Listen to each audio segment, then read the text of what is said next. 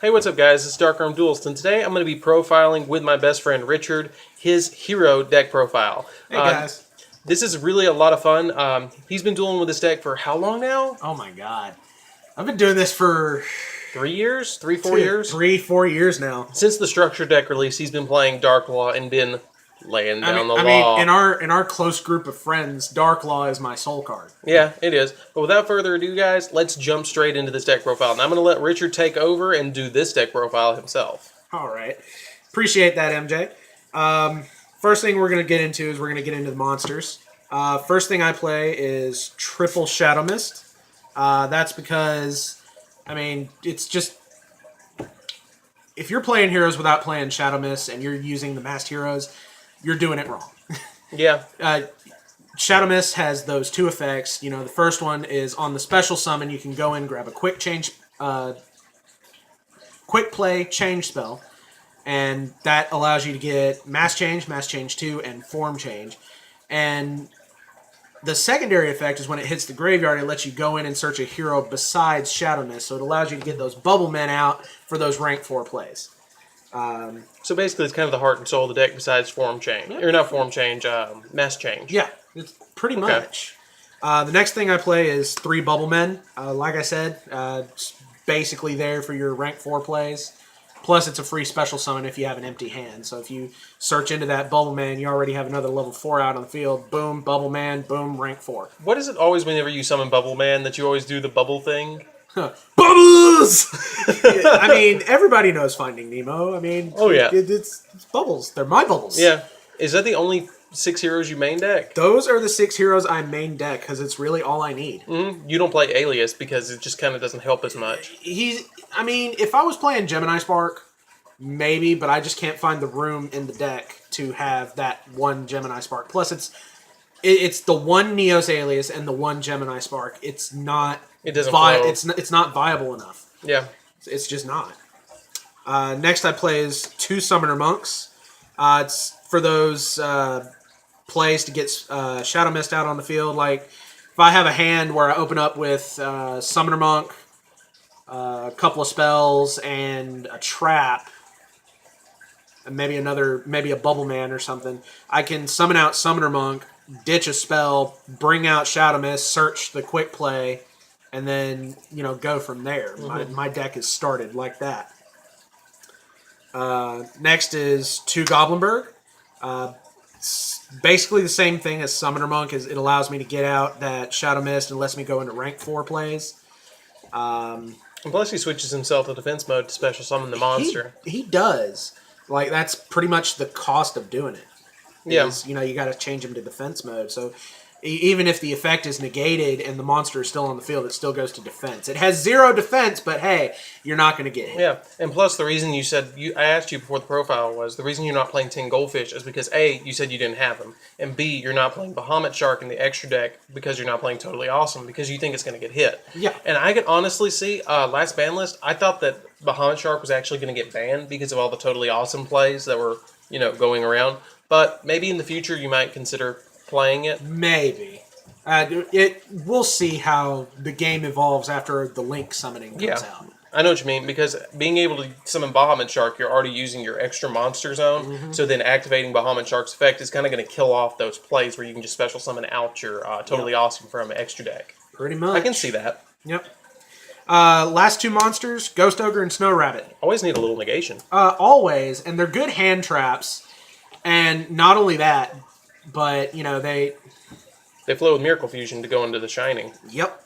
That's exactly it. Yeah. Alright, so let's move on into the spells. We're only at 4 minutes. That's pretty good. Yeah. You're making good time, Richard, for your first profile ever. Ever. Yeah. You're doing really good. Now, spells I've got a lot of, so let's go ahead and jump into that. I start off with Triple a Hero Lives. Yep. Automatically, that's a lot of life points.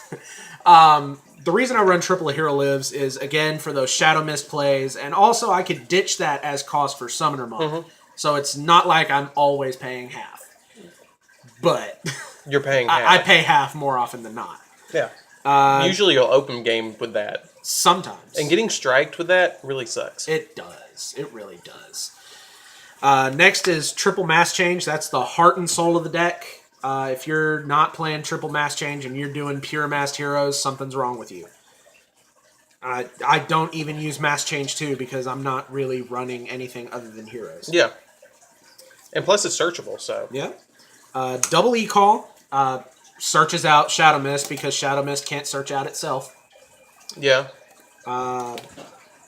Double Miracle Fusion. Those are great for late game pulls. It allows you to go into other cards like Ab Zero. Like if you move into Ab Zero, what are you going to do? Hit it? Yeah, no kidding. So this is kind of like a late game card. So it kind of helps out with those really late game plays with making Ab Zero with a Bubble Man and maybe a Shadow Mist or something like that. Just to get rid of those dead heroes. It's kind of a one card beat stick. Because it recycles all those dead heroes that you just don't need anymore. Mm-hmm. All right, I can understand that. And especially since I'm running 3 of each, I can always mask charge the other copies that are in the graveyard. Oh, yeah. Speaking of mass charge, that's actually the next 2 cards that I got. I've got 2 mass charges. It recycles a mass change and a hero back to my hand. Just got to recycle because I'm using a lot of resources, and this deck plays incredibly quick. Double MST. I would slide these down a little bit. Yeah, just a little bit. Yeah, there we go. I would be running Twin Twisters. Number 1, I don't have them. Number 2, I don't like having to discard, especially in this deck. With the amount of resources that you have, the only thing that I've ever seen you willing to discard is excess spell cards for Summoner Monk because you know you're going to get a plus off. Correct. That. And you're not that worried. Usually, from what I noticed with the Ghost Ogres in hand, you're not that worried unless it's maybe a strike or something like that because you can stop a lot of stuff by just using Ghost Ogre. Correct. That's just what I've seen. Yeah, it's true. You're right. It's now for my one-ofs. I got Raigeki, because why not? Rhoda, because that allows me to search into Goblinberg or Shadow Mist. Because sometimes I'll open up and I'll have like a Goblinberg and a Rhoda, or I'll have a Shadow Mist and a Rhoda. And it's like, well, let's go ahead and drop the Rhoda. It's kind of like a wild card almost. Not to interrupt, because it lets you be anything. Almost. Plus, it also helps with those rank 4 plays. Yeah. Last one is Form Change. I'm only running one of those. I'm still testing the deck to see how it works out. I'm running more masked heroes than I used to, and I think that's going to allow me to evolve with the paradigm of the game as it goes on. Paradigm, I like that word. Yeah. That's neat. Yeah. Now for the traps. It's a very spell-heavy deck. It really Very spell-heavy. Like, if you use Anti-Spell Fragrance, or if you have, like, Horus the Black Flame Dragon level 8 out there, I'm good GG. Yeah, I did that to him. I totally summoned Horus Black Flame Dragon. I'm making a new deck, guys, and that's a quick sneak peek of what it's going to be, so be on the lookout for it. Alright, so first thing I play is Triple Oasis of the Dragon Souls. Allows me to recycle that Shadow Mist that's in my graveyard constantly. Special summon it, grab a change quick play. It could be a defensive move as well because it special summons in defense versus Call of the Haunted, which special summons an attack. So it could be used as a defensive move to where I could special summon Shadow Mist, let Shadow Mist get hit, and then instead of using the special summon effect, use the graveyard effect, grab a Bubble Man. Yeah. In preparation for next turn. That's a good idea. Yeah, I very experienced hero player here. 2 Call of the Haunted. Again, for those Shadow Mist plays, allows me to either special summon or get the graveyard effect. Typically with Call, though, I'm going to use the special summon effect right on the end phase. Because I'll activate Call, special summon Shadow Mist, use Shadow Mist effect, grab the change quick play, move into my turn, and then use Mass Change into Dark Law or Anki, and then grab the Bubble Man off of the graveyard effect. That's smart. It's how to play the deck. Yeah. It's how to play the deck. Double Grandhorn, because I don't have strikes. Yeah, I mean, and that's been referred to a lot of times as the budget strike. And seeing as how strike is, I feel like strike is going to get hit. I really do. I don't know. They put warning at 1. And Judgment at 0. Yeah, so And it's an age-old discussion. I'm surprised that Strike hasn't already been hit since it's already at 3. But they are about to change up the game with the Link summoning, and it's going to slow the game down tremendously. So, we'll see how it goes. And I'm actually really excited to see what I can do with this deck with Link summon. Oh, yeah. It'd be really great. Now for the one-ofs, I've got 1 time-space trap hole. Typically, I'll get that effect off with Trap Tricks Rafflesia, which we'll get to in just a second. But, I only play 1 because I've been paying a lot of life points as it is. And I can't justify having more than 1 at this point in time. And that was also why you mentioned you're not playing Soul Charge. Correct. Yeah, I don't play Soul Charge because I pay way too much life points in this deck. So besides that, what other trap hole cards are you playing? Besides Time Space, I'm also playing Bottomless Trap Hole. Let's be honest, it's the best a staple. It's the best If you're not playing Bottomless Trap Hole, what are you doing? And it's the best one. And in a deck that's playing trap cards, Bottomless is by far, in my opinion, next to Solemn Strike and Dimensional Barrier, one of the best traps ever created. Another card that makes me pay life points, Warning. Again, because I don't have strikes, and another reason is, it's more negation. If you're not playing a Warning, you're probably playing strikes, and if you're not playing strikes, you're playing a Warning. Yeah, exactly. That's what it is.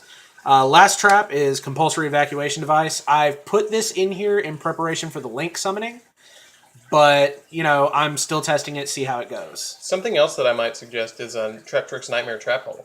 Because that would flow off of your Rafflesia a little bit well, too. It would, but I'm going to have to look into that. All right. See how that goes. Well, let's move into the extra deck. And we're at 12 minutes, so we're moving right along. Yeah.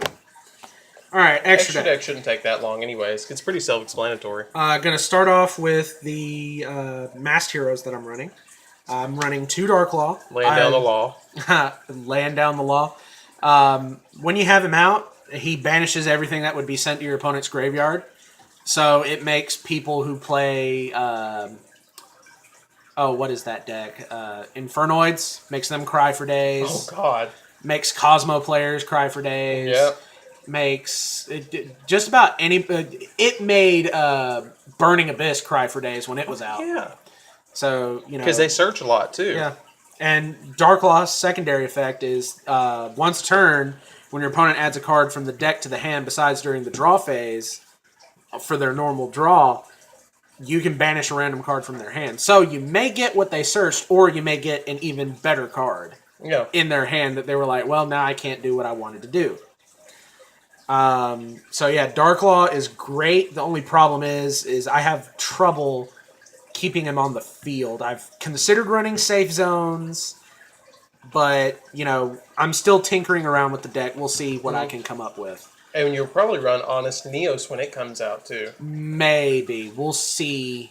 I want to see more about it before I commit to it. All right. Next is 1 Masked Hero Vapor. That's one of the reasons why I have Form Change in there. Because you can tag in and out. I can tag in and out, and he cannot be destroyed by card effects. Which really kind of helps out the deck, too, because you might have a moment that Darklaw is getting targeted by something, and you can flip that form change to switch him out. Or that first turn Raigeki, though. Yeah.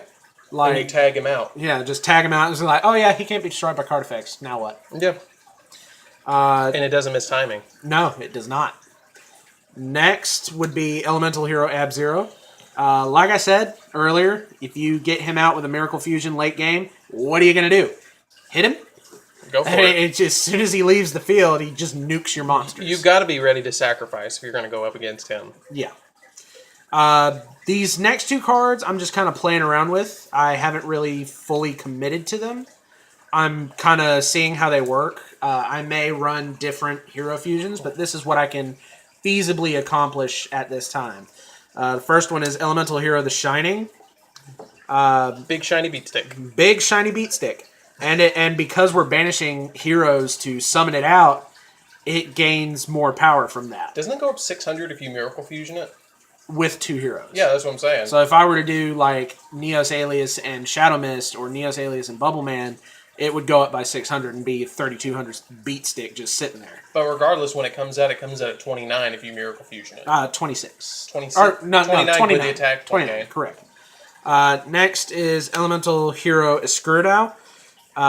He gets a 100-point boost for every hero that's in the graveyard, and I'm always going to have a hero in the graveyard, so he's always going to be at least 26. Yeah. Unfortunately, he doesn't have any secondary effects, and that kind of makes me sad. He's just a beat stick. Yeah, that's what he is. Next is Masked Hero Acid. Again, if you're running Masked Heroes and you're not running Masked Hero Acid, what are you doing? A Masked Hero Acid is a heavy storm for your opponent. Just get rid of all that back row. Oh, you're having back row problems? I feel bad for you, son. I got 99 problems, but a trap ain't one. Hit me! There we go. So, and for you guys who didn't see it, that was a high five right there. That was Totally a high five. Next one is Masked Hero Anki. I like Anki a lot because if you've got him out, he can attack your opponent directly for half, but he's a 2800 beat stick as it is, so he's no pushover.